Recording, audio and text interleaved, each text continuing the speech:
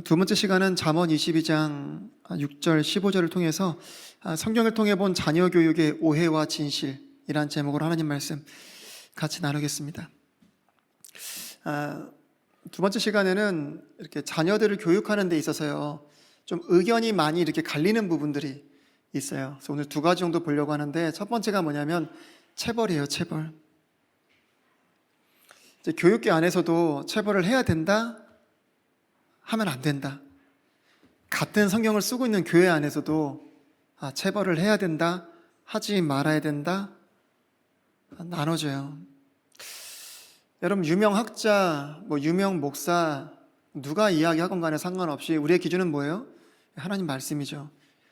하나님께서 뭐라고 하시는가? 이게 가장 중요합니다. 하나님 말씀대로 그냥 보고 순종하면 되는 거예요. 성경에서 뭐라고 해요? 아이들 체벌하라고 해요? 하지 말라고 해요? 체벌하라고 합니다. 징계하라고 합니다. 회초리 아끼지 말라고 합니다. 우리 잠언 13장 24절. 자, 회초리를 아끼는 자는 자기 아들을 미워하거니와 그를 사랑하는 자는 어릴 때에 그를 징계하느니라. 자, 회초리를 아끼는 자를 향해서 주님 뭐라고 말씀하세요? 아들을 미워한다까지 이렇게 말씀하세요. 반면에 진짜 사랑하는 부모는 자식에게 어떻게 한대요? 회초리 가지고 징계한다는 겁니다. 세상에서 뭐라고 해요? 아니다. 회초리는 사랑이 아니다. 그것은 인격적이지 않다. 여러분, 성경에 인격이란 말이 있어요? 없습니다. 어느 순간부터 인격이라는 말을 가지고 하나님의 말씀과 반대되는 일들이 너무 많이 일어나요. 여러분, 세상에서 말하는 사랑, 성경에서 말하는 사랑 엄연히 다릅니다. 여러분, 요즘에는요, 남자와 남자가 사랑하는 거, 이거 사랑이라고 합니다. 동성애, 이거 사랑이라고 해요. 여러분, 세상에 기준이 있어요. 잠언 23장 13절 14절에 보면 바로잡는 것을 아이에게 금하지 말라. 네가 그를 회초리로 때릴지라도 그가 죽지 아니하리라. 너는 그를 회초리로 때려서 그의 혼을 지옥에서 건질지니라. 한번 더 읽겠습니다. 바로잡는 것을 아이에게 금하지 말라.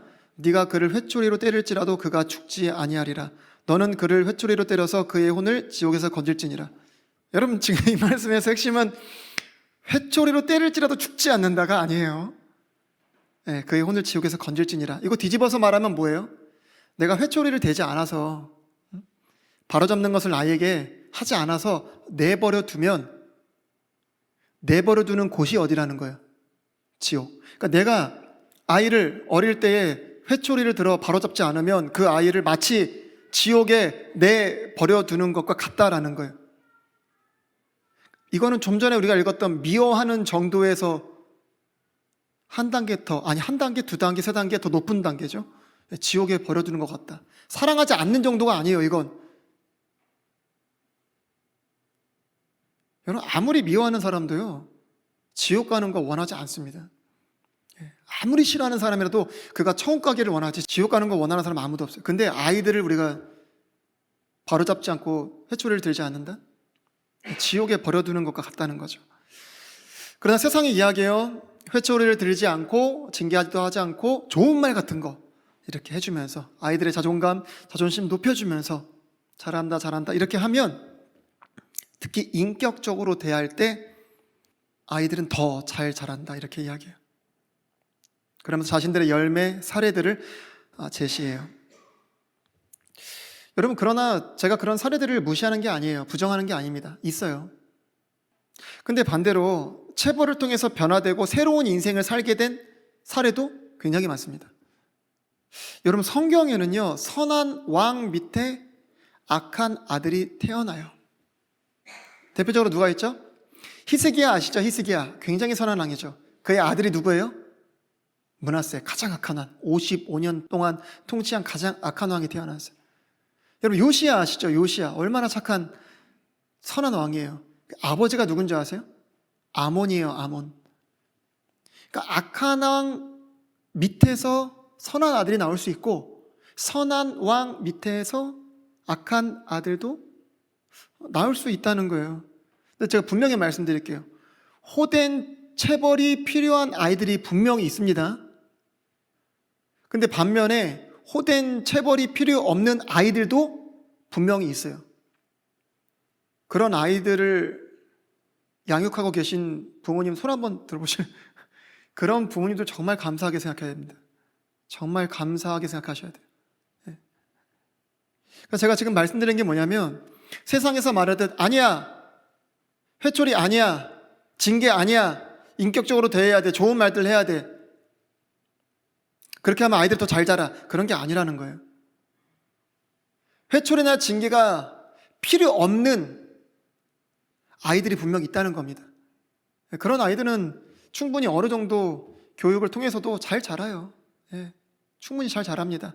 마치 악한 양 밑에 선한 아들이 나오듯이 그런 아이들이 있어요. 근데 반면에 그렇지 않은 아이들도 있다는 거예요. 반드시 호된 체벌이 필요한 그런 아이들이 있다는 사실을 기억해야 됩니다. 여러분, 그런 아이들을 데리고 있으면서 그런 사례와 열매들을 맛보았다고 해서 하나님의 말씀이 무효가 되거나 하나님의 말씀이 비유가 되는 일은 있을 수가 없어요. 자꾸 사람들이 우리가 찾아봤던 이런, 또 찾아보게 될 이런 말씀들을 이렇게 대할 때 자꾸 사람들이 어디에 이렇게 초점을 맞추냐면은 체벌에 초점을 맞추거든요. 회초리. 그러나 하나님께서는 훈계할 때마다, 교육할 때마다 회초리 들어라, 그렇게 회초리에 강조를 두시는 건 아닙니다. 하나님께서 강조하시는 부분은 어디예요? 교육과 바로잡음이에요. 여기에 강조점을 둔다면 아마 회초리에 대한 거부감은 많이 사라질 겁니다. 여러분, 왜 주님께서 이 교육과 바로잡음에 회초리라는 방법을 허락하셨을까요? 아이들에게 있는 특징이 있어요. 우리가 앞으로 좀 몇 가지 살펴보겠지만 성경에서 아이들의 특징을 얘기할 때 뭐라고 하냐면 아이들 시기에는요, 아이들이 어디에 매여 있다라고 얘기하냐면 어리석음에 매여 있다 그래요. 개역 성경에는 아마 미련함 이렇게 돼 있을 거예요. 미련함에 매여 있다. 우리 잠언 22장 15절에 보면 아이의 마음에는 어리석음이 매여 있거냐, 바로잡는 회초리가 그것을 몰아내어 그에게서 멀리 떠나게 하리라. 여러분, 위에서 지금 회초리에 대한 말씀 보면은 회초리를 들어 교육할 수 있는 시기에 대해서 분명히 말해줘요. 그렇죠? 아까 잠언 13장 24절에 보면은 어릴 때에 이렇게 나오죠. 지금도 마찬가지예요. 아이 때에. 이때는요, 어리석음에 매여 있어요. 미련함 가운데 붙들려 있습니다. 그래서 이런 시기에 이런 아이들을 우리가 교육하다 보면요, 첫 번째 마주하는 게 있어요. 뭘 마주하게 되는 줄 아세요? 한번 따라하겠습니다. 고집. 고집을 마주한다니까요. 이 고집을 꺾는 것부터가 교육의 시작이에요. 이거를 못 꺾는 사람은요, 아이들의 교육을 백날 첫날 해도 교육의 첫걸음도 내딛지 못한 겁니다. 어리석음과 미련함에 있기 때문에 이 아이들을 가르칠 때 가장 처음에 우리가 대면하게 되는 것이 고집이에요. 고집. 근데 무엇이 이 고집을 꺾고 어리석음을 몰아낸대요? 회초리. 제가 다시 말씀드리지만 여러분, 교육할 때마다 회초리 들어야 된다, 그런 말씀으로 이 말씀을 주신 게 아닙니다. 교육하고 훈계하는데 어떤 아이들을, 이렇게 미련함에 매여있는 시기에 있는 이 아이들을,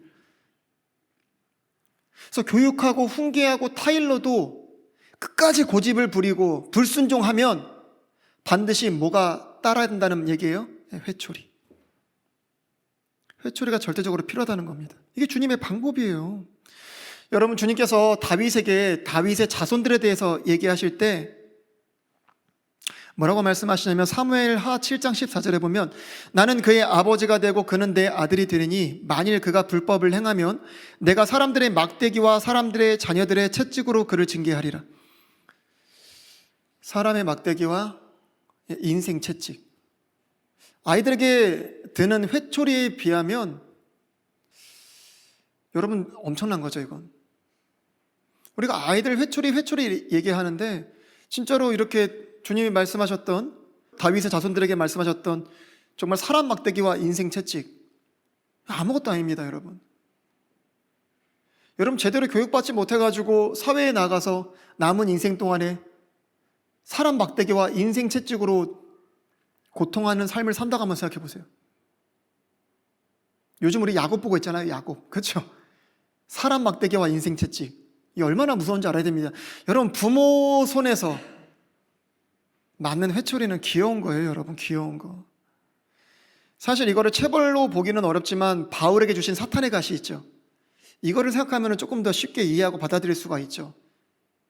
그러니까 체벌에 대한 거, 육체의 고통, 고난에 대한 것이 우리에게 어떠한 유익을 준다는 이 사실만큼 우리가 이해할 수 있을 겁니다.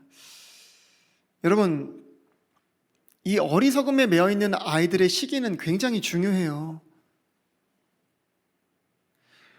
잠언 22장 6절에 뭐라고 되어 있다고요, 여러분? 아이가 마땅히 가야 할 길로 아이를 훈련시키라. 그리하면 그가 늙어서도 그 길을 떠나지 아니하리라. 훈련할 수 있는 이 시기가 참 중요합니다. 여러분, 중요한 게 뭐냐면 이 말씀에서 훈련이라는 단어예요. 그러니까 단순하게 정보만, 지식만 전달해주는 그런 개념이 아니라 훈련 아시죠? 내가 원하고자 하는 그 모습이 나올 때까지 계속 수정하고 보완하면서 반복해야 하는 그런 일입니다. 아까 오늘 우리 오후에 그 팽이랑 막 이렇게 제기차기랑 민속놀이 게임 하잖아요. 이게 팀별로 시합하고 하니까 아까 점심시간에 막 연습 많이 하시더라고요. 막 제기 차시고 막 팽이 돌리시고 막 하는데 막 팽이가 이제 몇십 년 전에 돌려보셨잖아요. 저도 한 30몇 년 전에 돌려봤으니까 다들 여기 집사님들은 뭐 50년 전에 60년 전에 돌려보신 거잖아요. 그러니까 이게 쉽지 않잖아요. 그러니까 이제 왕년에 그 기억들이 있거든요. 그래서 이제 팽이 줄을 빨아라. 그거 진짜 빨면 되거든요. 옛날 때는 빨거나 바닥에 이렇게 모래다가 막 비비고 막 돌멩이에 비비고 해서 마찰을 좀 주려고 그랬어요. 그리고 어떻게 하면 딱지를 잘 칠까? 아이들도 막 비석 까기 한다고 막 이런 게 훈련이거든요. 어떻게든 그 원하는 목표에 도달하기 위해서 수단과 방법을 가리지 않고 뼈를 깎는 고통을 감내하며 이게 훈련이라고, 훈련. 여러분, 아이들을 이렇게 아이 때의 그 시기에, 이 시기가 중요하거든요. 그때 훈련하면 늙어서까지도 그 길을 떠나지 않는다는 거예요. 그럼 반대로 얘기해 보면, 여러분, 그 시기에 그 아이들에게 그런 교육이 주어지지 않으면 늙어서 어떻게 된다는 거예요? 늙어서도 변화되지 못한 모습을 보인다는 거예요. 여러분, 연세가 많이 드셨는데 기본적인 것들에 대해서 권면과 훈계를 들으시는 분들이 계세요. 그런 분들은 어렸을 적에 부모로부터 이러한 훈련을 받지 못한 겁니다. 여러분, 다시 말씀드리지만 훈련이라는 단어에 집중하셔야 돼요. 여러분, 부모는요, 하나님으로부터 훈련이라는 명령을 받은 거예요. 몇 마디 이렇게 했다고 해서 그런 걸 누가 훈련했다고 그래요. 그 모습이 나올 때까지 반복적으로 끊임없이 수정, 보완해서 해야 되는 게 훈련이죠, 여러분. 고집 센 어린아이 가르쳐 보셔서 아시잖아요. 이게 얼마나 힘든지. 근데 아무리 힘들다 해도요, 나이가 점점 들어가면 들어갈수록 고집 센 어린아이는 아무것도 아니라는 사실을 깨닫게 됩니다. 연세가 들어가시면 들어가실수록 아이들이 갖고 있는 그런 어리석음에 매여 있는 고집과는 비교할 수 없는 그러한 고집이 생기기 때문에 나이가 들면 들수록 교육이 거의 안 됩니다. 거의 안 돼요. 그래서 말씀드리는 겁니다. 이 시기가 얼마나 중요한지. 여러분, 리처드 세실이라는 사람이 이런 말을 했어요. 어릴 때 받은 양육이 사람의 판단과 습관적 사고에 미치는 영향을 인식하지 못하는 사람은, 그러니까 어릴 때 받는 양육이 사람의 평생에 영향을 미친다, 그 얘기예요. 근데 이거를 만약에 인식하지 못하고 있는 사람이 있다면 아직도 사람의 삶이 뭔지를 모르는 사람이다. 유아기에 배운 것들은 평생에 걸쳐 드러난다, 이렇게 얘기했어요.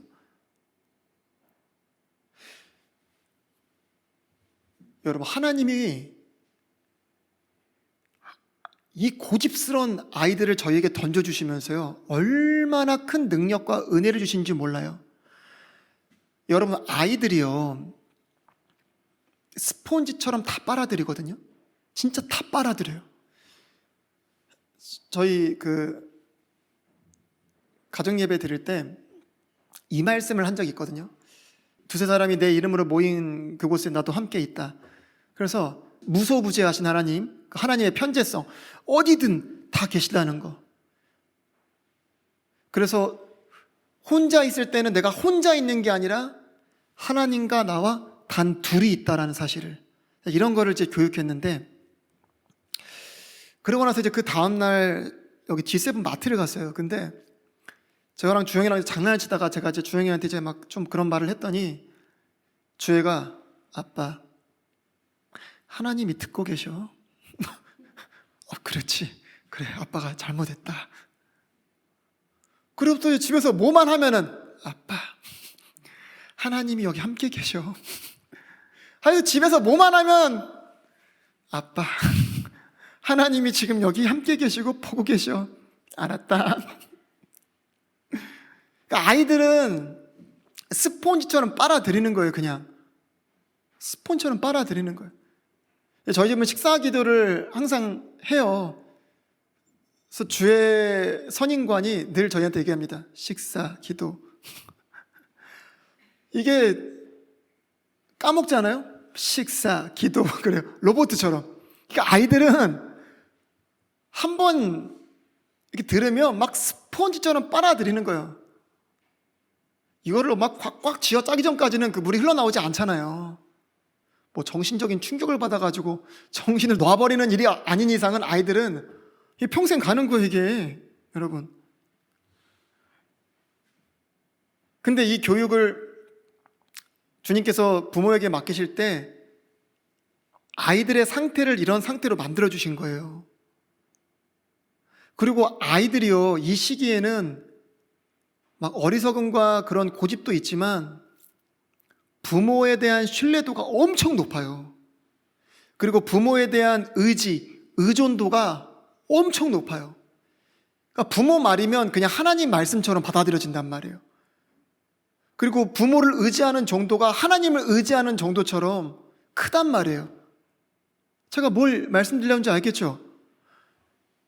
여러분, 어리석음에 매여있는 아이, 우리가 이 아이들을 교육해야 돼요. 근데 처음에 마주하는 게 뭐라고요? 고집. 이거 꼽기 어렵죠. 근데 하나님이 저희에게 얼마나 최상의 환경과 조건을 허락하셨냐면, 첫 번째, 아이들이 뭐든지 다 빨아들인다는 거. 얻어 걸려도 기가 막히게 이렇게 조직적으로 교육시키지 않아도 우리가 잘못된 교리와 잘못된 말씀이 아닌 이상 교육하면 아이들은 어떻게 해요? 다 빨아들인다는 거예요. 그리고 교육의 권위의 위임을 부모에게 주셨는데 부모를 전적으로 의지하고 신뢰한다는 거예요. 여러분, 우리가 그 고집을 꺾어내려면 어떻게 해야 돼요? 회초리를 들어야 되거든요. 근데 자식들이요, 부모에 대한 어떤 신뢰와 의존도가 낮다면 되겠어요, 이게? 안 되죠. 그러니까 하나님은요, 야, 회초리로 때려, 이렇게만 하신 게 아니라는 거예요. 자녀들에게 스폰지 같은 마음과 부모를 향한 전적인 신뢰와 의존도와 이런 모든 것들을 다 허락하신 가운데서 아이를 바로잡고 교육할 수 있는 최상의 조건과 환경 가운데 회초리를 딱 허락하셨다는 사실이에요. 여러분, 회초리는요, 하나님의 놀라운 지혜입니다. 놀라운 지혜예요. 여러분, 잠언 29장 15절 보십시오. 회초리와 꾸짖음은 지혜를 주거니와 제멋대로 버려둔 자식은 자기 어머니에게 수치를 가져오느니라. 여러분, 세상에 많은 사람들이요, 하나님의 이 지혜를 사용하지 않습니다. 스스로의 방식이 더 지혜롭다 생각하면서 내가 어떻게 아이를 때려요? 저 사랑스러운 아이를 어떻게 따라요? 저 아이가 뭘 알겠어요? 이러면서 육신적인 사랑으로 그 중요한 시기들, 늙어서까지도 길을 떠나지 않는 그러한 시기들, 스폰처럼 다 빨아들이고 전적으로 부모를 의지하고 신뢰하는 그 시기들을 다 놓쳐서 땅을 치고 후회해요. 땅을 치고 후회해. 여러분, 우리가 아이들 보는 것과 주님이 아이들 보시는 것과는 차이가 있습니다. 우리는 아이들이 막 너무 순수하고 깨끗하고 그런 것 같죠? 여러분, 주님이 창세기 8장 21절에 가면 뭐라고 말씀하세요? 사람이 마음에서 상상하는 바가 언제부터 악하대요? 어려서부터 악하다는 거예요. 어려서부터. 여러분, 이 기회를 놓치지 마십시오. 그리고 자식은 우리를 위해 주신 게 아니잖아요. 하나님의 영광을 위해 주셨다고 말씀하시는데 시편 127편 3절 보라 자식들은 주의 유산이요 태의 열매는 그분의 보상이로다. 그럼 내 자식이라면 내 방식대로 키워도 돼요. 근데 하나님의 영광을 위해 주셨다면 하나님의 방식으로 아이들을 교육해야 되잖아요. 사실 저희 교회 성도님들은 이 부분에 대해 다 동의하시고 또 그렇게 하고 계신 걸로 제가 알고 있지만 그래도 육신적인 사랑, 마음, 또 부모로서의 어떤 그런 약한 부분들이 있을 수 있기 때문에 다시 한 번 더 제가 말씀을 드리는 겁니다. 그리고 우리가 이런 말씀을 대할 때도 단지 어떤 회초리에 체벌에만 강조점을 둘 때가 간혹 있거든요. 아까도 때려도 죽지 아니하리라 뭐 이런 거에 강조점을 둘 때가 있는데 하나님의 강조점은 어디에 있냐면 교육과 바로잡음에 있는 거예요. 그래서 주님이 회초리만 딱 던져주시고 야 이거면 다 해결돼 이렇게 말씀하신 건 아니라는 거예요. 항상 교회 갈 때마다 회초리 들어 그런 것도 아니라는 거예요. 왜냐하면 아이들이 어리석음에 매여 있기 때문에 우리가 처음 마주하게 되는 게 고집이거든요. 그 어리석음과 미련함 가운데 있는 그 고집을 꺾어내기 위해서는 충분히 교육과 좋은 말들로 되는 아이들도 있습니다. 다음 주에 감사원금 꼭 하세요. 그런 아이들 키우시고 계신 분들은. 그러나 그렇지 않은 아이들에게는요 회초리가 너무너무 중요하다는 거예요. 이건 하나님의 지혜예요. 하나님의 지혜.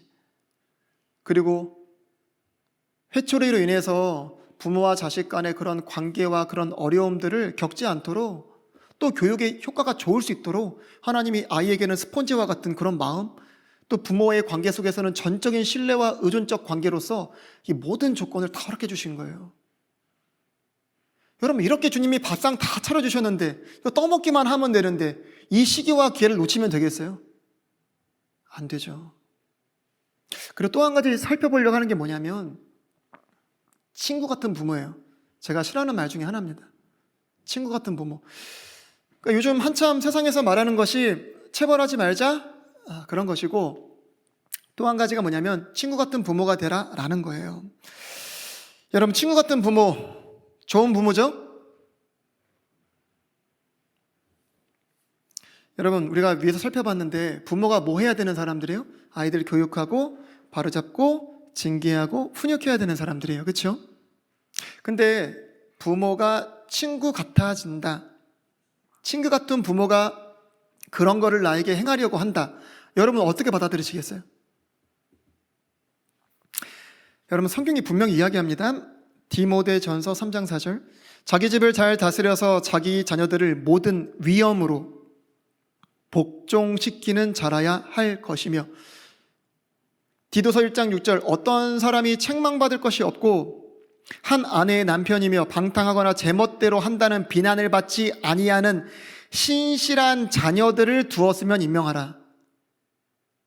디모데전 3장 12절 집사들은 한 아내의 남편이 되어 자기 자녀들과 자기 집을 잘 다스릴지니라. 뭐 감독 집사 할 거 없이요. 믿음의 사람은 자신의 가정을 믿음의 가정으로 이끌어야 되는데 그 중에 한 가지가 뭐예요? 자기의 자녀를 잘 다스려야 되는 겁니다. 어떤 자녀든지 간에 하나님의 말씀으로 잘 양육하고 복종시켜야 돼요. 근데 주님이 어떻게 복종시키라고 하세요? 친구 같은 마음? 아니죠. 모든 위엄. 여러분, 친구에게 위험이 있어요? 저는 한 번도 친구에게서 위험을 느껴본 적이 없습니다. 위험함을 느껴본 적은 있는데 위엄을 느껴본 적은 없어요. 여러분, 친구는 친구를 교육을 못해요. 친구는 교육을 못합니다. 여러분, 옛날에 우리 부모님들 엄격했죠. 엄청 엄격했습니다. 근데 엄격하다는 것에 대한 잘못된 오해, 또 엄격한 부모들에게서 나온 잘못된 방식과 사례들로 말미암아 엄격한 건 나쁜 거야 이렇게 돼버렸어요.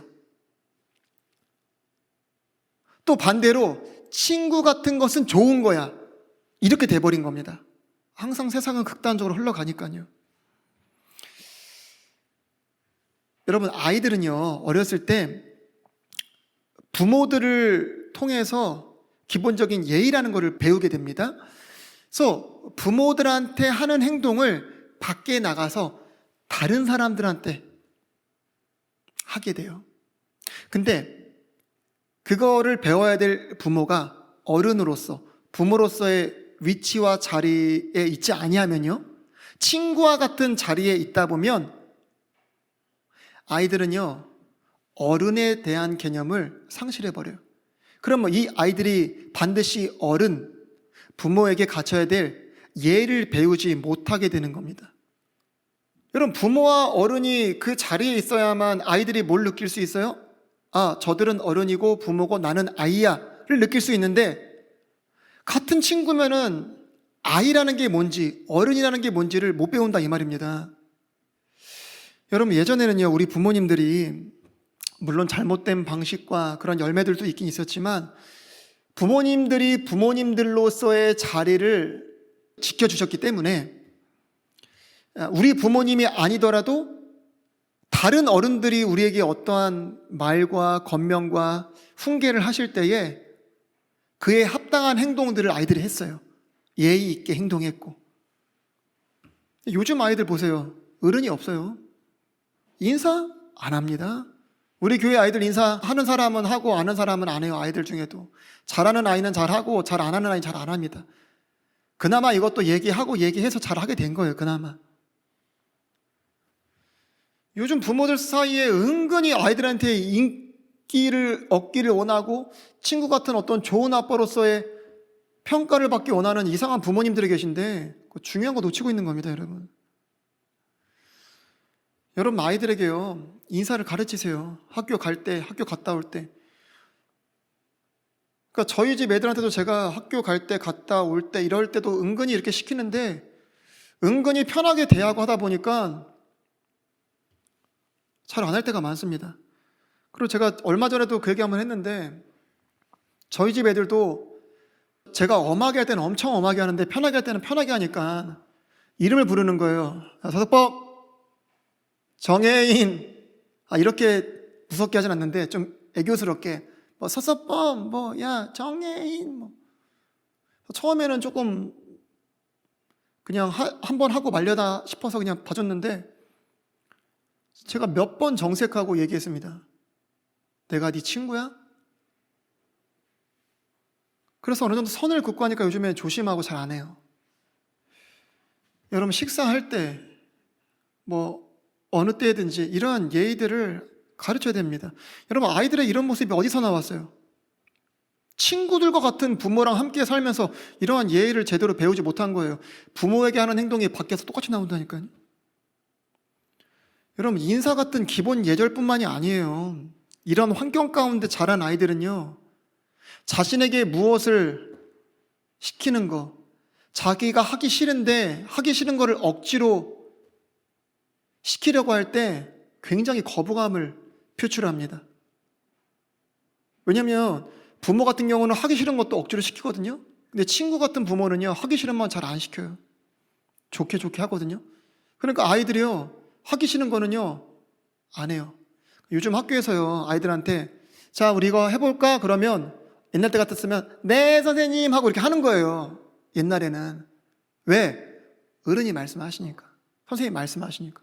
요즘 아이들한테요, 자, 우리 친구들 우리가 이거 하자. 그럼 애들이 뭘 하는지 아세요? 왜요? 이거 어떻게 해요? 뭘로 해요? 뭘로? 어떻게 해야 되는데요?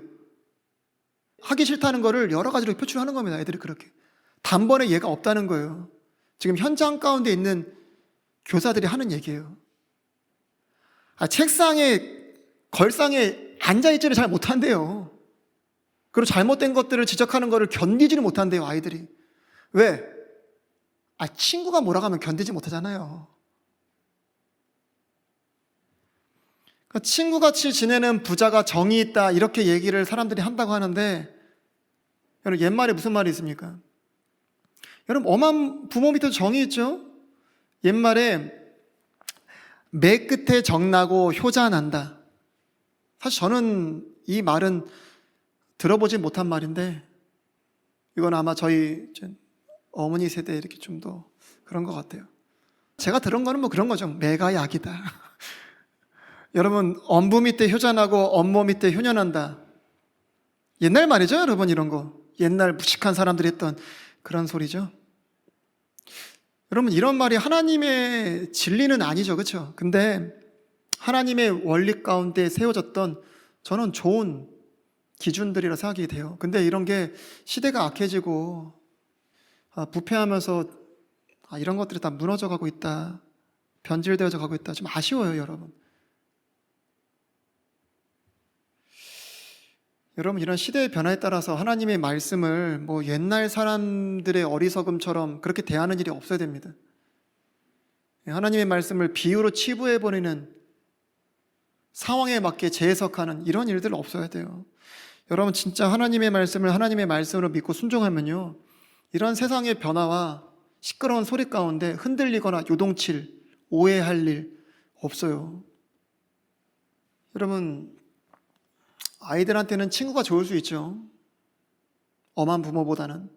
그럼에도 불구하고 옛 어르신들이 얘기했던 것처럼 엄한 부모 밑에 효자, 효녀 나오는 거예요. 매 끝에 정이 있는 거예요, 여러분. 하나님 뭐라고 말씀하세요? 회초리, 이게 하나님의 지혜예요. 하나님의 지혜. 아무리 세상의 방법, 세상의 교육 아무리 뛰어나다 할지라도 하나님의 지혜에 미치지 못합니다. 하나님 말씀에 순종하세요. 그러면 귀한 열매를 얻게 되는 겁니다. 아이들 싫어할 수 있죠. 불편할 수 있죠. 특히 지금 친구처럼 지내던 분이 갑자기 돌변하면 엄한 부모로, 아빠 왜 이래 갑자기? 무슨 일 있었어? 이런다니까요. 차근차근 변화되어져야 되겠지만,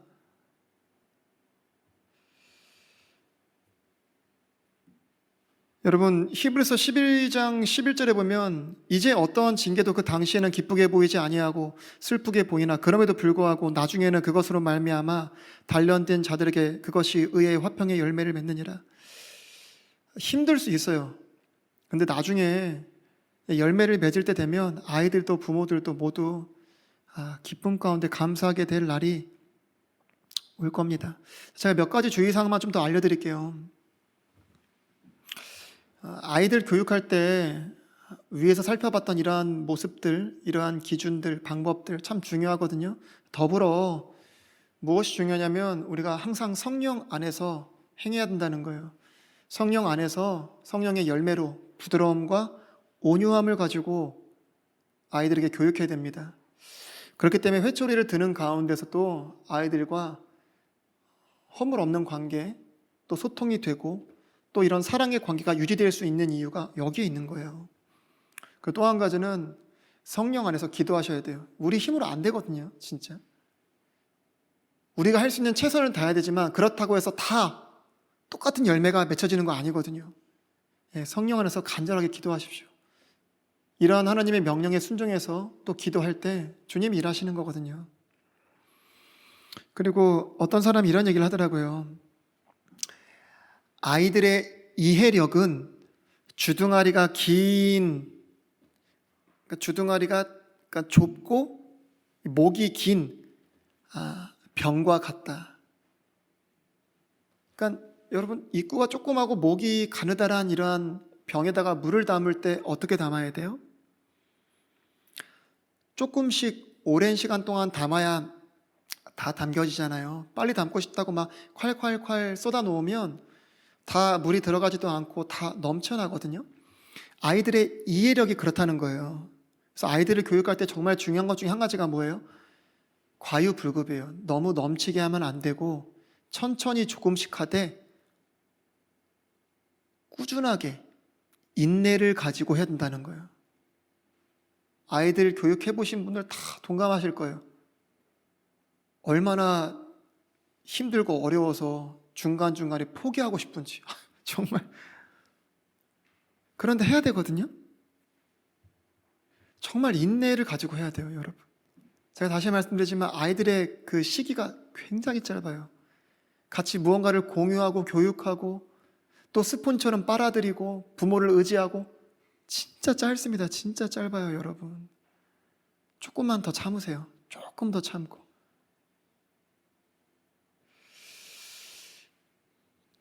그리고 이제 마지막으로 저를 포함해서 여기 계신 모든 분들, 또 그분들의 자녀들과 이런 관계가 참 되면 좋겠다.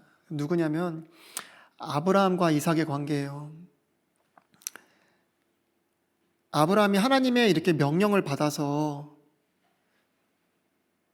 이삭을 바치라고 말씀하실 때 아브라함이요 이삭에게 다 설명하지 않아요. 이삭은 아브라함에게 또 다 묻지도 않습니다. 뭐 하나 물어봤어요? 번제할 양은 어디 있나이까? 하나님께서 예비하실 거야. 끝이에요. 더 묻지를 않아요. 이삭이 전혀 상황을 눈치채지 못해서 물어보지 않았다도 아니에요. 아브라함이 설명할 줄을 몰라서 설명하지 않은 것이 아닙니다. 제가 강조하고 싶은 거는 아브라함과 이삭의 관계를 얘기하려고 하는 거예요. 전적으로 믿고 신뢰하는 관계.